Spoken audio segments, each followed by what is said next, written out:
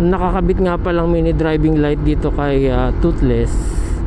Pakabit kasi tayo before Holy Week para pag umuwi tayo ng probinsya meron tayong gamit-gamit.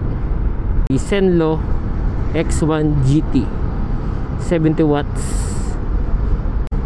Shoutout Zenlo, bigyan naman yan. Zenlo X1 GT, pag low beam nya is pure white. Yan. Ang high beam nya is combination like that. Yan, masyadong maliwanag. So low beam lang, low beam. Minsan in-off ko lang yan pag city ride.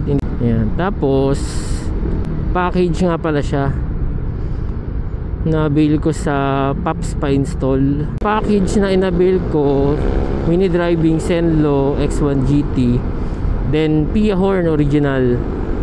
Sampulan natin dito, Pia Horn. Yan. Oh, yan. Medyo malakas. May kasama rin tong passing light dito. Yan.